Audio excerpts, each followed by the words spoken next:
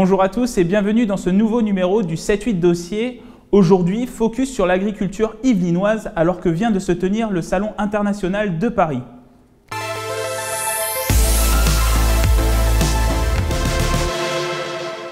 Avec 39% de surface agricole, près de 1000 exploitations, les Yvelines sont le deuxième département de l'agriculture francilienne. Nous sommes allés à la rencontre d'agriculteurs yvelinois, des jeunes tout juste installés, jusqu'à la ferme de Villetin qui participait à son 30e salon de l'agriculture. Nous allons aussi découvrir dans cette série de reportages à suivre de nouvelles pratiques agricoles comme la ferme en ville. Regardez.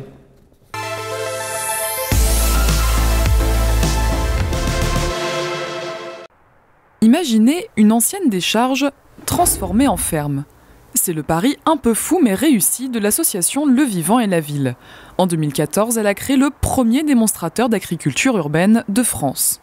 C'est un démonstrateur parce que ça a pour vocation d'être dupliqué sur d'autres sites délaissés. La particularité, c'est que tout est hors sol, par la nature même des sols qui sont pollués ou contraints.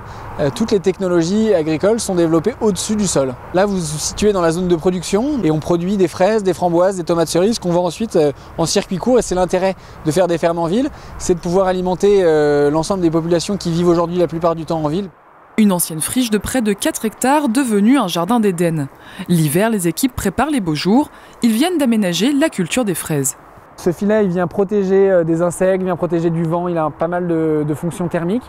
Mais on a décidé de réinstaller, c'est la première fois qu'on le fait cette année, un tunnel plastique dessous pour gagner en précocité et pour commencer plus tôt dans la saison. Avantage du hors-sol, l'eau qui n'est pas absorbée par les plantes est récupérée pour être réinjectée.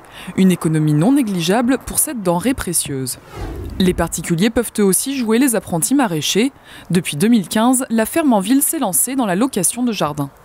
Si vous souhaitez louer un jardin, vous disposez d'un morceau de cabane ou d'une malle en fonction de l'option que vous prenez. Et ensuite 50 mètres carrés, donc vous avez 2 bacs et demi. Ça correspond à peu près à 25 mètres carrés de culture. Avec un cours de jardinage par mois, une irrigation automatique qui vous enlève l'astreinte de l'arrosage, ce qui est en soi un confort qui n'est pas du tout négligeable. Vous cultivez hors sol, du coup vous êtes en hauteur, vous avez moins à vous baisser, etc. Une manière de sensibiliser le grand public. Depuis 2 saisons, l'intérêt des citadins pour ce dispositif se manifeste de plus en plus. Aujourd'hui, 50% des abonnés vient de Saint-Germain-en-Laye, Boulogne ou même Paris. On pense que l'avenir de l'agriculture urbaine, ce sera probablement une filière multifonctionnelle, c'est-à-dire associer des métiers qui sont complémentaires, avoir à la fois des métiers de service comme typiquement la location de jardin et des métiers de production comme ce qu'on voit ici autour de nous, une zone qui est dédiée à la production professionnelle pour ensuite vendre cette production pour pouvoir fournir les urbains en circuit court.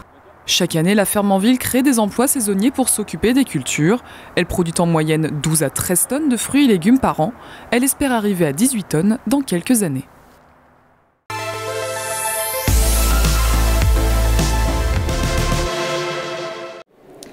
Des cochons, des vaches, des moutons, près de 3200 bêtes sont mises à l'honneur au Salon international de l'agriculture.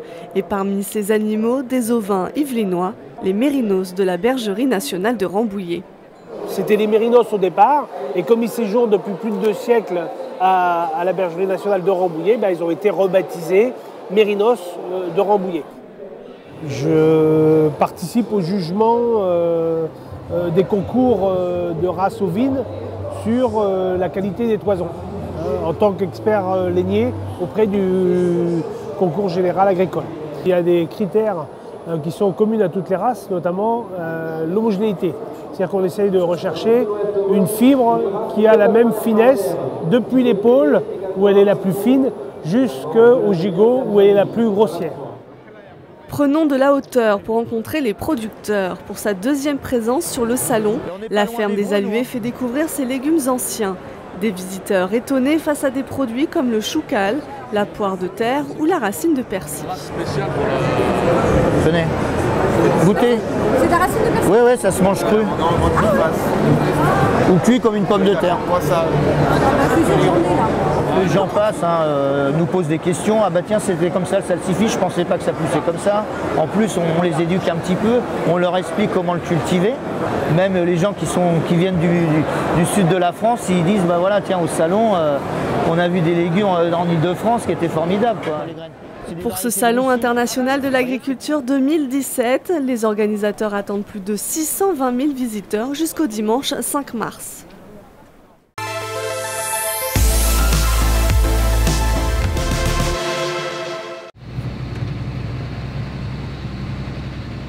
Comme chaque matinée d'hiver, Nicolas Chaussier prend son tracteur, direction ses champs de céréales pour contrôler les semences face aux menaces de la période hivernale, notamment les mauvaises herbes ou les insectes.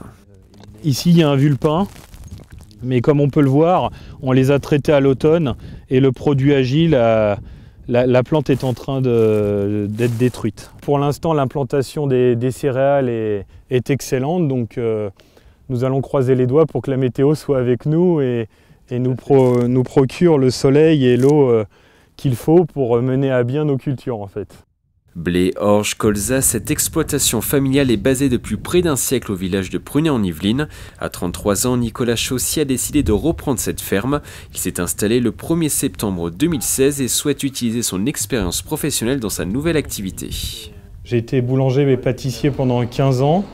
Tout en travaillant l'après-midi avec mon père sur l'exploitation pour lui donner un coup de main. Donc j'ai toujours eu l'amour de la terre et de la ferme familiale. J'espère pouvoir me diversifier justement en combinant mon métier antérieur, c'est-à-dire le métier de boulanger, c'est-à-dire valoriser mon blé en farine et en pain. Classement de factures, signature de documents, le travail administratif est important lors d'une installation, une procédure rendue compliquée aussi par la conjoncture agricole. Les difficultés de prix des marchés des céréales qui sont au plus bas depuis quelques années, ce qui fragilise notre trésorerie. La moisson 2016 qui a été catastrophique entache encore cette trésorerie.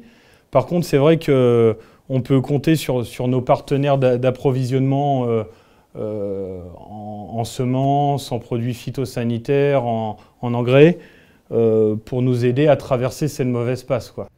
Et 2016 n'a pas été favorable à l'installation des jeunes agriculteurs. Certains ont décidé de repousser leur démarche en attendant une période plus stable pour le secteur agricole. Merci beaucoup.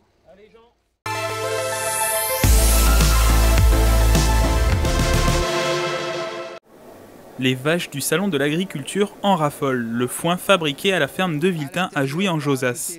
Un produit à base de graines, de tiges et de feuilles de maïs, réalisé à partir de la récolte de l'année dernière. 5 tonnes sont livrées chaque jour sur le salon de l'agriculture.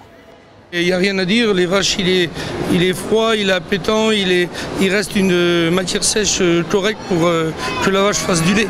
Il faut que ça soit consommé frais. Donc on ne peut pas aller venir chercher ça du centre de la France.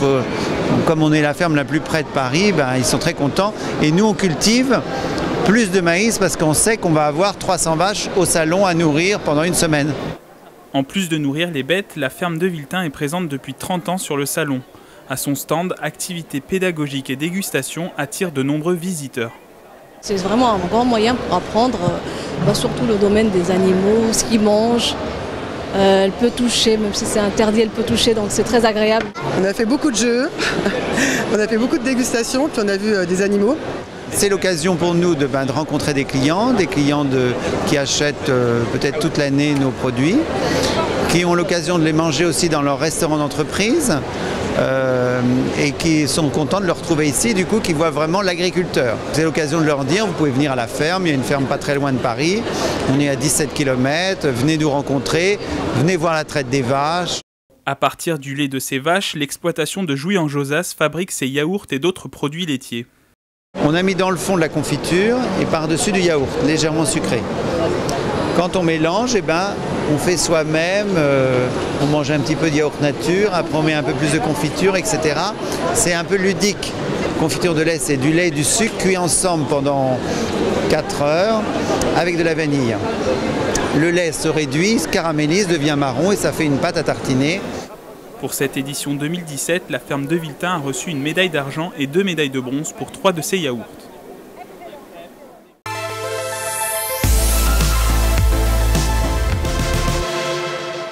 Merci de nous avoir suivis. Vous pouvez retrouver cette émission en replay sur le site internet ou sur l'application mobile de TV Fil 78. Rendez-vous fin mars pour un nouveau 7-8 dossier.